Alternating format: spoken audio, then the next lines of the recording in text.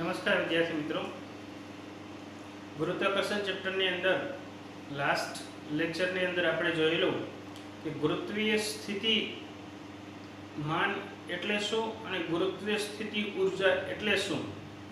આજે આપણે આ ચેપ્ટરની અંદર આગળ વધીએ તો સૌપ્રથમ જોશું સેટેલાઇટ એટલે શું, કક્ષીય વેગ એટલે શું, એટલે કે સેટેલાઇટનો કક્ષીય વેગ, સેટેલાઇટનો આવર્તકાળ, સેટેલાઇટની કુલ ઉર્જા, સેટેલાઇટની બંધન ઉર્જા અને સેટેલાઇટનો નિષ્ક્રમણ વેગ.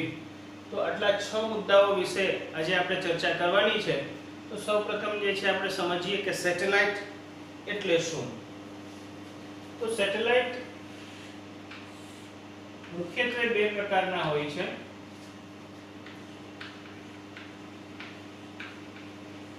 કુદરતી સેટેલાઇટ અને કૃત્રિમ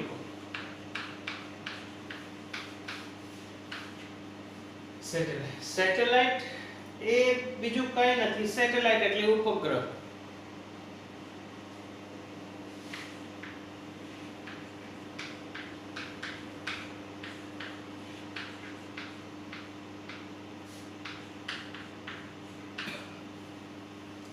તો ઉપગ્રહ વિશે આપણે સૌ સારી રીતે જાણીએ છીએ કે પૃથ્વી એ સૂર્યનો ઉપગ્રહ કહી શકાય, કારણ કે પૃથ્વી એ સૂર્યની આસપાસ વર્તુળાકાર ગતિ કરે છે. ચંદ્ર એ પૃથ્વીનો ઉપગ્રહ કહી શકાય, કારણ કે ચંદ્ર એ પૃથ્વીની આસપાસ વર્તુળાકાર ગતિ કરે છે. એટલે કે કોઈ પણ પદાર્થ, કોઈ પણ મોટા પદાર્થની આસપાસ વર્તુળાકાર ગતિ કરતો હોય તો તેને સેટેલાઇટ કહી શકાય. કોઈ પણ પદાર્થ, કોઈ ધારો કે કોઈ વ્યક્તિ પૃથ્વીની આસપાસ વર્તુળાકાર ગતિ કરે તો વ્યક્તિને સેટેલાઇટ કહી શકાય. તો સેટેલાઇટ બે પ્રકારના, કુદરતી સેટેલાઇટ એટલે કુદરતી ઉપગ્રહ અને કૃત્રિમ ઉપગ્રહ. કુદરતી સેટેલાઇટ વિશે તો આપણે સૌ જાણીએ જ છીએ કે કોણ કેનો ઉપગ્રહ છે, કોણ કોનો સેટેલાઇટ છે. આજે આપણે કૃત્રિમ સેટેલાઇટ વિશે અભ્યાસ કરવાનો છે.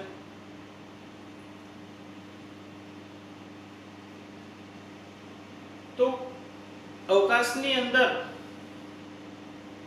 અલગ અલગ દેશોએ મૂકેલા ઘણા બધા સેટેલાઇટ છે, જેમાં ભારતે પણ સેટેલાઇટ મૂકેલા છે, ઉપગ્રહ મૂકેલા છે. એની થોડીક પ્રાથમિક માહિતી મેળવીએ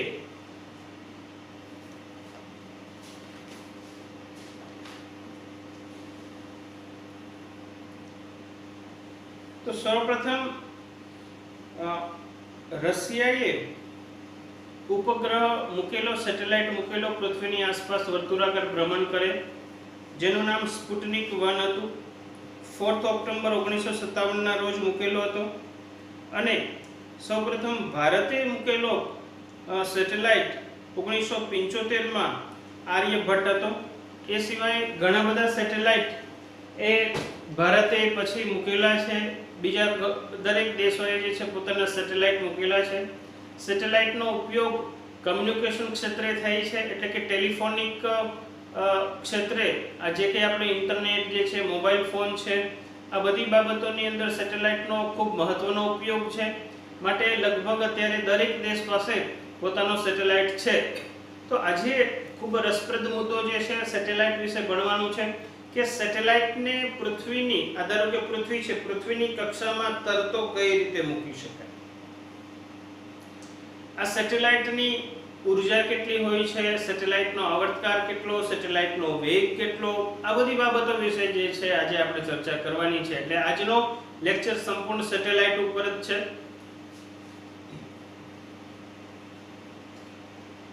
સેટેલાઇટનો કક્ષીય વેગ જોઈએ.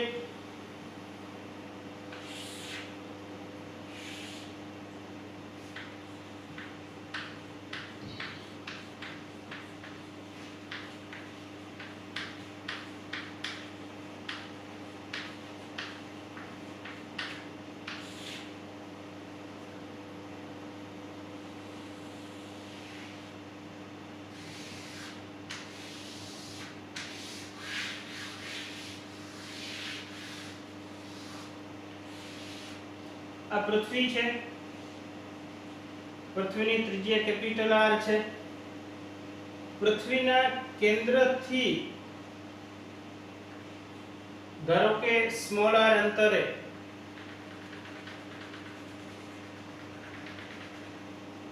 એક સેટેલાઇટ જેનું દર m છે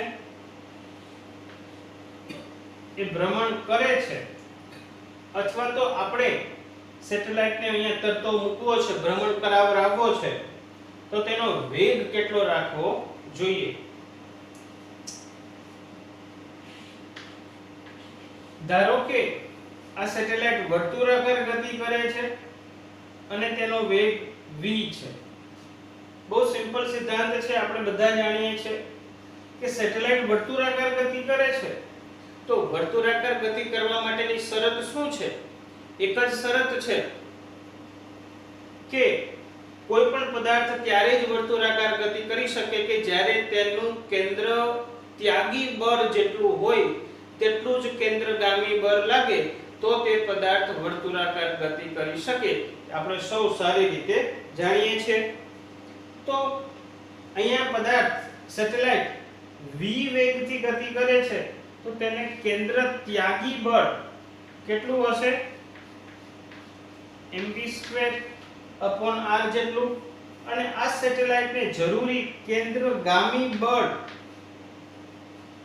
કઈ રીતે મળતું હશે?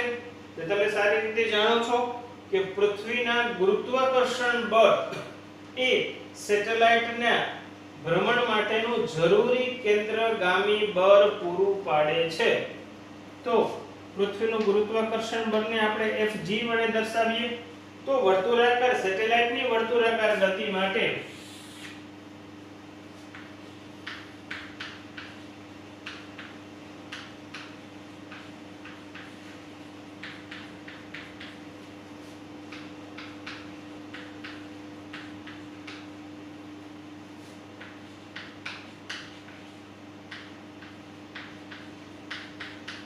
કેન્દ્ર ત્યાગી બળ બરાબર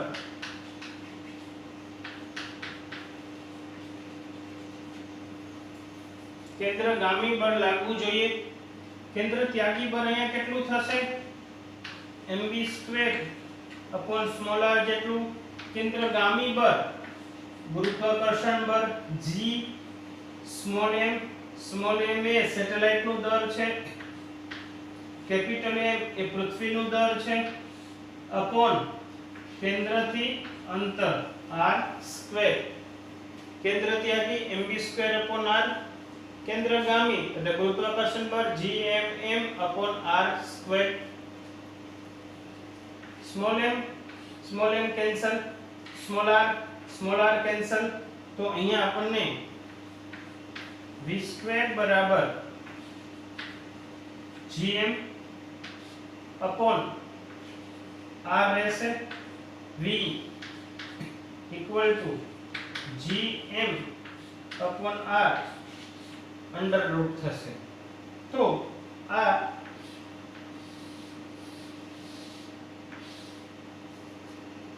આપણને સેટેલાઇટનો કક્ષીય વેગ મળ્યો, ઓર્બિટલ વેલોસિટી. ઓર્બિટલ વેલોસિટી ને આપણે vo વડે દર્શાવીએ. o four orbital. vo equal to gm upon small r. small r એ શું છે? કેન્દ્રથી સેટેલાઇટ સુધીનું અંતર. તો અહીંથી આપણને ખ્યાલ આવ્યો કે કક્ષીય વેગ જે છે એ સૌપ્રથમ સેટેલાઇટના દર એટલે કે સ્મોલ m ઉપર આધાર રાખતો નથી. કઈ કઈ બાબત ઉપર આધાર રાખે છે? g અચળાંક છે, m પૃથ્વીનો દર છે અને r એક પૃથ્વીના કેન્દ્રથી સેટેલાઇટ સુધીનું અંતર છે. એટલે કે ધારો કે આપણે કોઈ સેટેલાઇટને પૃથ્વીની કક્ષામાં ભ્રમણ કરાવરાવો હોય તો સેટેલાઇટને સૌપ્રથમ વર્તુળાકાર ગતિ ફેરવતા જાવ અને એનો વેગ સતત વધારતા જાવ. ક્યાં સુધી વધારવો જોઈએ? કે જ્યાં સુધી તેનો વેગ gm/r થઈ જાય ત્યાં સુધી સેટેલાઇટને રોકેટને પાછળ બાંધી અને ગોળ ગોળ ફેરવ્યા કરો. જ્યારે તેનો કક્ષીય વેગ v0 gm/r થઈ જાય, r શું છે? કેન્દ્રથી આ r ત્રિજ્યાએ ફેરવતા હોય તો gm/r જેટલો વેગ ગોળ ફરતા ફરતા થઈ જાય પછી સેટેલાઇટને મુક્ત કરી દો. સેટેલાઇટને મુક્ત કરી દેશો પછી સેટેલાઇટ પોતે વર્તુળાકાર ગતિ સતત ચાલુ રાખશે. તો આ આપણને મળ્યો સેટેલાઇટનો કક્ષીય વેગ. યાદ રાખજો, સેટેલાઇટની વર્તુળાકાર ગતિ માટે નો કક્ષીય વેગ એટલે આ આપણને મળ્યો છે કક્ષીય વેગ. કક્ષીય વેગને બીજા સ્વરૂપે પણ દર્શાવી શકાય. v0 √ ની અંદર gm/r છે. હવે અહીંયા હું r² વડે ગુણીને ભાગી નાખું છું. કેપિટલ R² વડે ગુણીને ભાગી નાખું છું.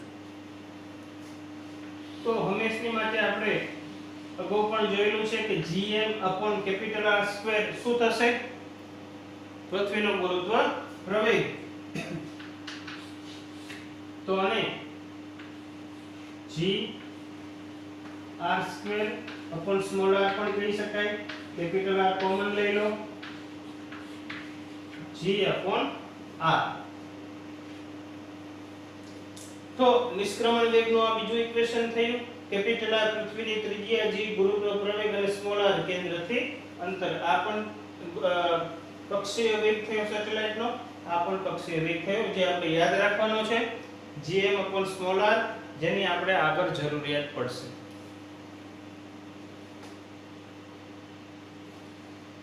તો સેટેલાઇટ એટલે શું એના વિશે આપણે જોયું. કક્ષીય વેગ વિશે આપણે જોયું. હવે આવર્તકાર વિશે જોઈએ.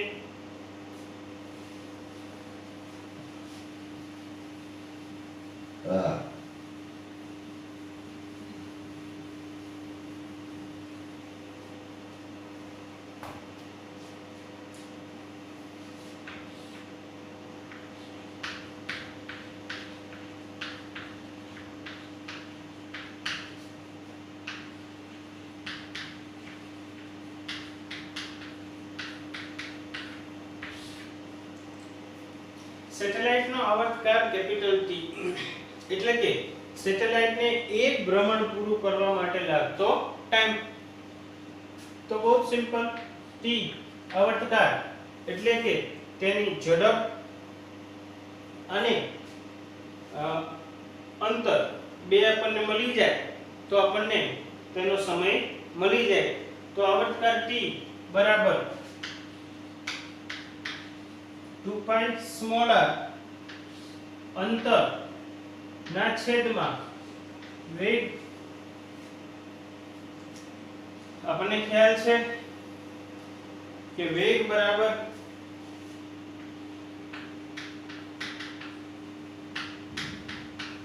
અંતરના છેદમાં સમય.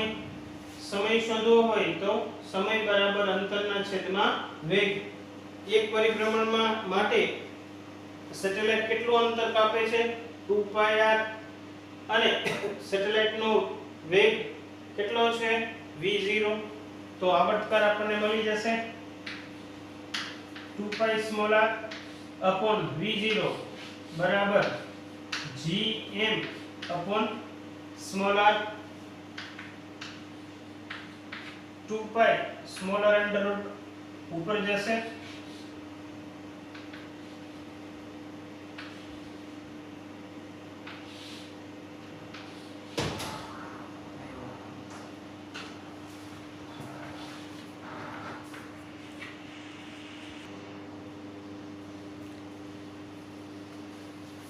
અહીંયા છેદમાં r² વડે ગુણીને ભાગી નાખીએ. ગુરુત્વ પ્રવેગના સ્વરૂપમાં આપણે આવર્તકાર શોધવો છે એટલા માટે તો gm/r²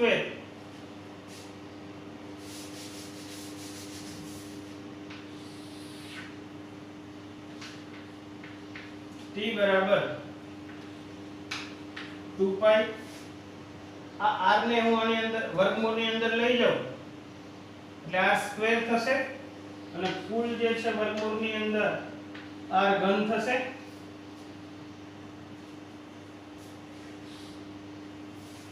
છેદમાં gm upon r સ્ક્વેર એટલે g r સ્ક્વેર થશે t સ્ક્વેર બરાબર 4 પાઈ સ્ક્વેર r ઘન upon gr square 4 pi square અચળ g હંમેશની માટે અચળ r પૃથ્વીની ત્રિજ્યા પણ હંમેશની માટે અચળ તો અહીંયા t સ્ક્વેર ચલે છે r ઘન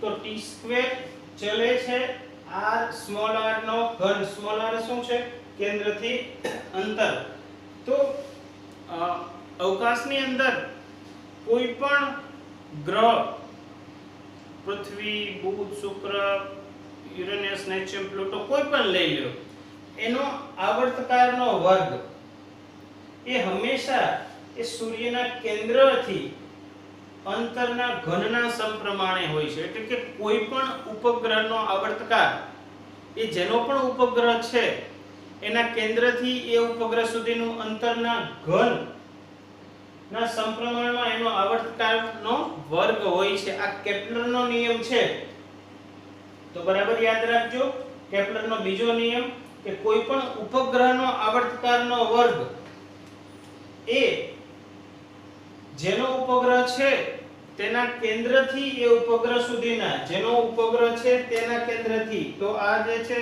કોનો ઉપગ્રહ છે પૃથ્વીના કેન્દ્રથી અંતરના ઘનના સમપ્રમાણમાં હોય છે તો આ આપણે વાત કરી સેટેલાઇટના આવર્તકાર વિશે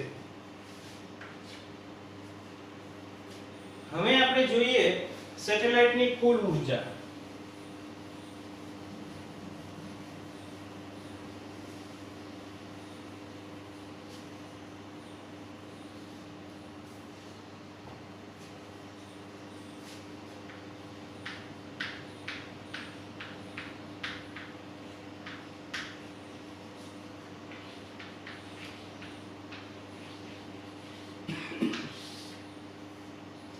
સેટેલાઇટની કુલ ઊર્જા એટલે આપણને ખ્યાલ છે કે સેટેલાઇટ પૃથ્વીના કેન્દ્રથી r અંતરે છે તથા સેટેલાઇટ વર્તુળાકાર ગતિ કરે છે એટલે કે સેટેલાઇટને પૃથ્વીની સ્થિતિ ઊર્જા પણ છે અને ગતિ કરે છે એટલે ગતિ ઊર્જા પણ છે આમ સેટેલાઇટની કુલ ઊર્જા E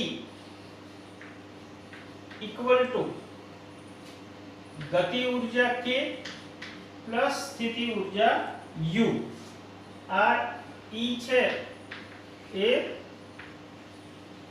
કુલ ઊર્જા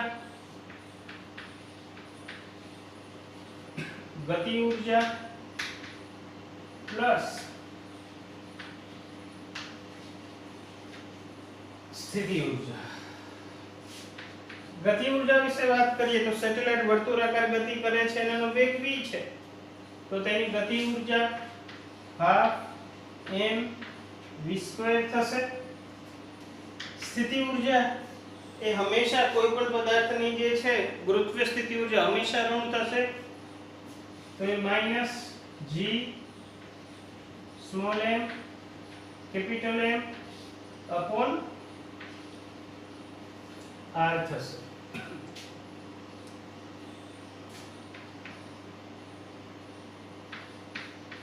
હા v એનો કક્ષીય વેગ છે તો હમણાં જ આપણે કક્ષીય વેગનું ઇક્વેશન મેળવ્યું gm upon small r નો square minus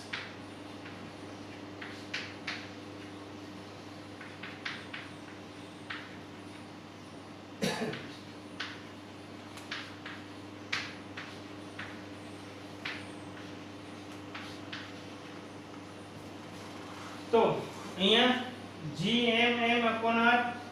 gmm upon r આ 1/2 છે finally minus gm small m upon r આ પદાર્થની કુલ ઊર્જા થશે અને કુલ ઉર્જા જે છે કેવી છે નેગેટિવ. તો હંમેશની માટે કોઈ પણ સેટેલાઇટની કુલ ઉર્જા હંમેશા નેગેટિવ હશે તથા સ્થિતિ ઉર્જા પણ હંમેશા નેગેટિવ હશે. તો સેટેલાઇટની કુલ ઉર્જા વિશે વાત કરીએ. હવે જે છે વાત કરીએ તેની બંધન ઉર્જા.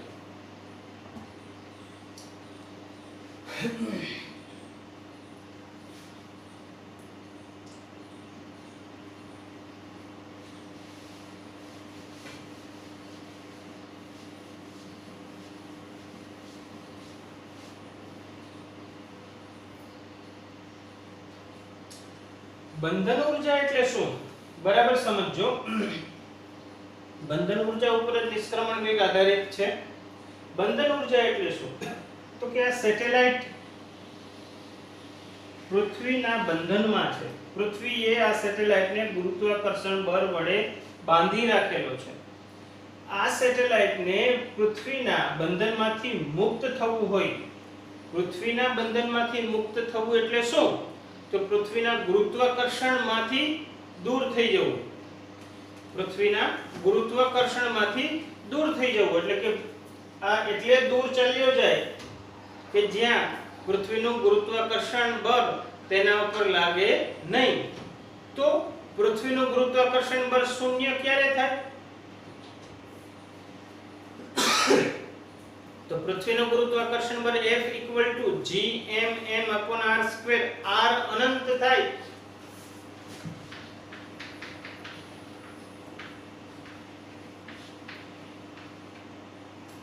જ્યારે r ઇન્ફાઇનાઇટ થાય ત્યારે પૃથ્વીનું ગુરુત્વાકર્ષણ બળ શૂન્ય થાય. એટલે કે પૃથ્વીના ગુરુત્વાકર્ષણ બળમાંથી મુક્ત થવા જેટલા અંતરની જરૂર પડે એટલા અંતરે જો સેટેલાઇટ ચાલ્યો જાય તો તે પૃથ્વીના બંધનમાંથી મુક્ત થઈ ગયો કહેવાય. અને એ અંતર કેટલું છે અનંત અંતર. એટલે કે એમ કહી શકીએ કે સેટેલાઇટ આપણે શું વાત કરીએ છીએ બંધન ઉર્જા. સેટેલાઇટને પૃથ્વીના બંધનમાંથી મુક્ત થવા માટે જે ઉર્જાની જરૂર પડે તે ઉર્જાને તેની બંધન ઉર્જા કહે છે. બહુ સિમ્પલ સાદી રીતે સમજીએ કે ધારો કે તમે કોઈ વ્યક્તિ પાસેથી 10,000 રૂપિયા વ્યાજવા લીધા છે અથવા તો ઉછીના લીધા છે તો તમે એ 10,000 રૂપિયા દેવા માટે તમે બંધાયેલા છો. તમારી ઉપર 10,000 રૂપિયાનું કર છે, ઋણ છે તેમ કહેવાય. તો એના બંધનમાંથી એ વ્યક્તિના બંધનમાંથી મુક્ત થવા માટે તમારે જે રૂપિયાની જરૂર પડે એ રૂપિયાને તમારા બંધન રૂપિયા કહેવાય. બંધનમાંથી મુક્ત થવાના માટેના રૂપિયા કહેવાય. તો એ રૂપિયા કેટલા થશે 10,000 રૂપિયા. એવી જ રીતે આ સેટેલાઇટ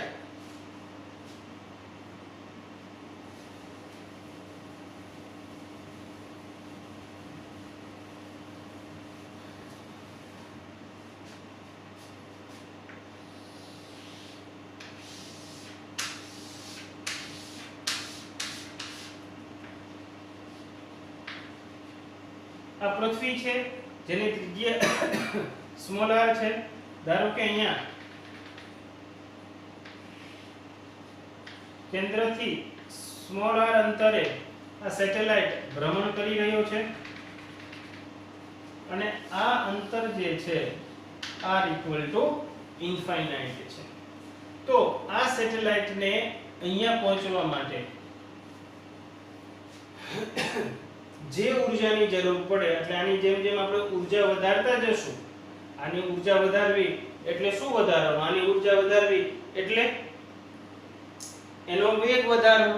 તો જેમ જેમ વેગ વધારતા જશું તેમ તેમ તેની ત્રિજ્યા જે છે મોટી થતી જશે અને ધીરે ધીરે ધીરે ધીરે જેમ જેમ ત્રિજ્યા મોટી થતી જશે તેમ તેમ તે અનંત તરફ જતો જશે. પછી ફાઇનલી જ્યારે અનંતે પહોંચી જશે ત્યારે એને જે કઈ ઉર્જા જે જરૂર પડે એ ઉર્જાને અત્યારની તેની બંધન ઉર્જા કહેવાય. ટૂંકમાં કહીએ તો કે આ સેટેલાઇટને અનંત અંતરે જવા માટે જે ઊર્જાની જરૂર પડે તે ઊર્જાને તે સેટેલાઇટની બંધન ઊર્જા કહે છે. ઓકે, બરાબર ધ્યાન આપશો. તો આ સેટેલાઇટ જ્યારે અનંતે પહોંચી જાય તો અનંતે પહોંચવા માટે જે ઓછામાં ઓછી ઊર્જાની જરૂર પડે, ઓછામાં ઓછો શબ્દ હું ભૂલી ગયો, આ સેટેલાઇટને અનંતે પહોંચવા માટે ઓછામાં ઓછી જે ઊર્જાની જરૂર પડે તે ઊર્જાને એ સેટેલાઇટની બંધન ઊર્જા કહે છે. તો આ સેટેલાઇટ અનંત અંતરે પહોંચે ત્યારે તેની સ્થિતિ ઊર્જા 0, અનંત અંતરે પહોંચે ત્યારે તેની સ્થિતિ ઊર્જા કેટલી થાય છે? 0. એટલે કે એની કુલ ઊર્જા જો 0 થઈ જાય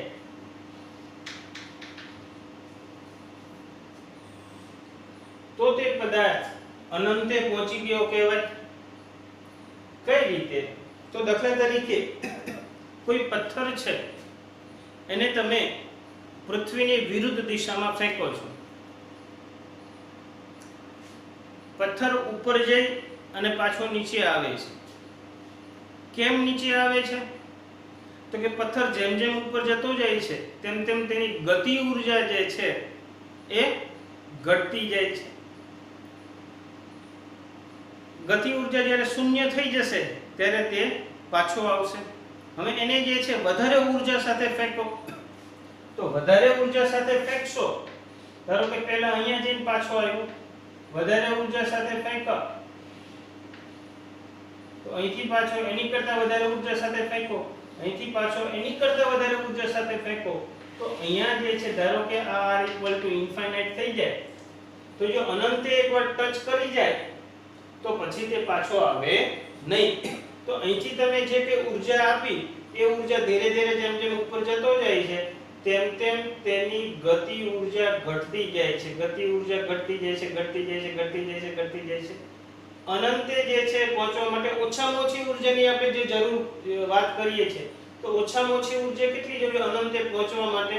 તો કે ઓછામાં ઓછી તમે ઊર્જા એટલી આપો કે જેથી તે અનંતે પહોંચી જાય. તો પદાર્થ જેમ જેમ ઉપર જતો જાય છે તેમ તેમ તેની ગતિ ઊર્જા ઘટતી જાય છે, ઘટતી જાય છે, ઘટતી જાય છે, ઘટતી જાય છે. અનંતે પહોંચે છે ત્યારે તેની ગતિ ઊર્જા ધારો કે શૂન્ય થઈ જાય છે.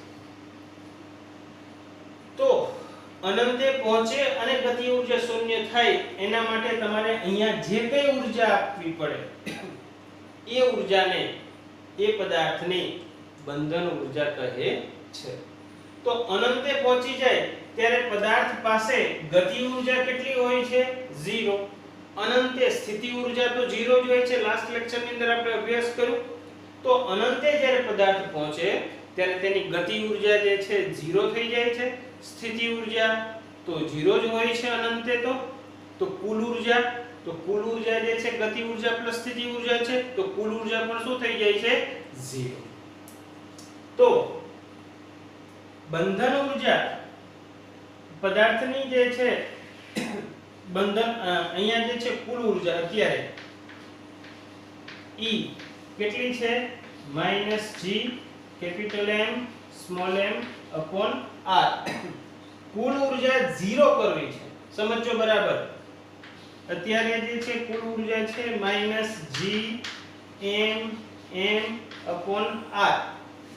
આમાં હું કેટલીક ઊર્જા બહારથી ઉમેરું અને ઊર્જા કુલ ઊર્જા કેટલી થવી જોઈએ? 0. તો અહીંયા કેટલી ઊર્જા ઉમેરું તો કુલ ઊર્જા 0 થાય? તો સ્વાભાવિક છે આ -gmm/r જે નેગેટિવ છે એટલે જ હું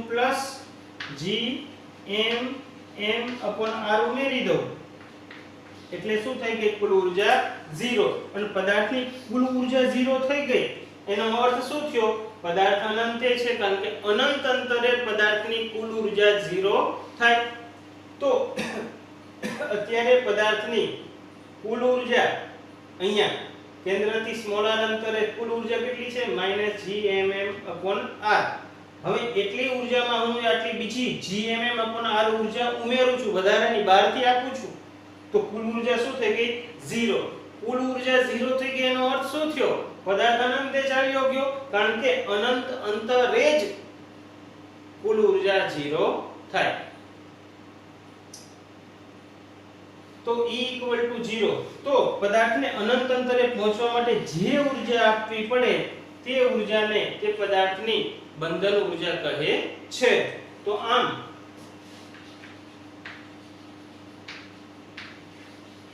બંધન ઉર્જા બરાબર શું થયું? Gmm/r. પદાર્થની કુલ ઉર્જા શું છે? -gmm/r. અને હું માઈનસ વડે ગુણી નાખું. gmm/r માઈનસ માઈનસ પ્લસ એટલે ઉપરનું પદ પાછું આવી જશે. તો આ જે છે શું થઈ ગઈ? કુલ ઉર્જા.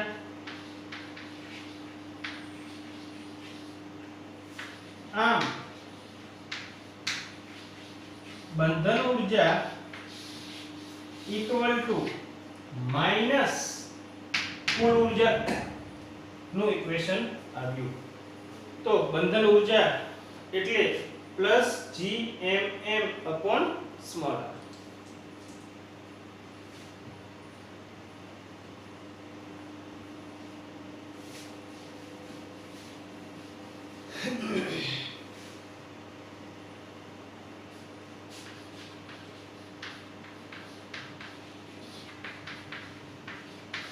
નિષ્ક્રમણ વેગ VE. તો નિષ્ક્રમણ વેગ એટલે શું? તો કે પદાર્થને ધારો કે પૃથ્વીના બંધનમાંથી મુક્ત કરવો છે અને પદાર્થ પૃથ્વીની સપાટીએ છે. પદાર્થ પૃથ્વીની સપાટી ઉપર છે.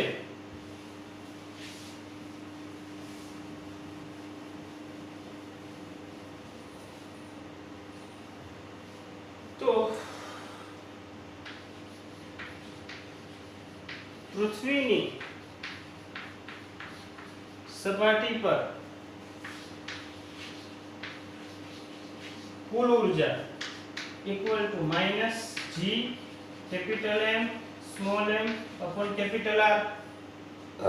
કારણ કે પૃથ્વીની સપાટી ઉપર કેન્દ્રથી અંતર કેટલું થશે? R. તો પૃથ્વીની સપાટી પર કુલ ઉર્જા -gmm/R. તો બંધન ઉર્જા બરાબર માઈનસ કુલ ઉર્જા માઈનસ કુલ ઉર્જા કેટલી થશે? -gmm/r. એટલે કે પૃથ્વીની સપાટી ઉપર પદાર્થની બંધન ઉર્જા gmm/r થઈ. આ ઉર્જા પદાર્થને આટલી ઉર્જા આપણે પૃથ્વીની સપાટી પર રહેલા પદાર્થને આપીએ તો તે પદાર્થ અનંત અંતરે ચાલ્યો જાય. એટલે કે ધારો કે આ ચોક મારા હાથમાં છે, આ ચોકને હું g એટલે ગુરુત્વાકર્ષણ સાર્વત્રિક અચળાંક, m પૃથ્વીનો દર, r પૃથ્વીની ત્રિજ્યા, m ચોકનો દર, આ બધી કિંમત આની અંદર મૂકો અને જે કંઈ આંકડો મને મળે એટલી ઉર્જા હું ચોકને અહીંથી ગતિ ઉર્જાના સ્વરૂપમાં આપું તો આ ચોક ફરીવાર ક્યારેય પૃથ્વી પર પાછો આવે નહીં, અનંત અંતર એટલે કે સ્પેસની અંદર ચાલ્યો જાય. હવે આટલી ઉર્જા આપણે આપશું કયા સ્વરૂપમાં?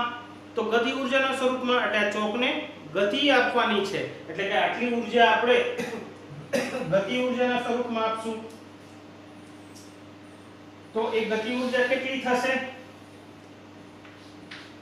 ½ mv² બરાબર gmm/R થશે. m કેન્સલ થશે. v² બરાબર gm 2gm/R થશે. v બરાબર અંડર રૂટની અંદર 2gm/R થશે. mm કેન્સલ, 2 સામે ગયા, 2gm/R. તો v 2gm/R v શું છે? તો પદાર્થને ગતિ ઉર્જામાં આપવામાં ગતિ ઉર્જા આપવા માટે જરૂરી વેગ. તો આ વેગ જે છે એને કહેવામાં આવે છે નિષ્ક્રમણ વેગ. ઇંગ્લિશમાં એને એસ્કેપ વેલોસિટી કહે છે. એટલા માટે E શબ્દ વાપરવામાં આવ્યો છે. VE = 2gm/r. એટલે કે 2 g અચળાંક છે, m પૃથ્વીનો દર, કેપિટલ R તરીકે અહીંયા બધી કિંમત મૂકો એટલે આ વેગ VE બરાબર 11.2 કિલોમીટર પ્રતિ સેકન્ડ આવે છે. એટલે કે એક મિનિટ હું ચોક્કસ આંકડો જોઈ લઉં.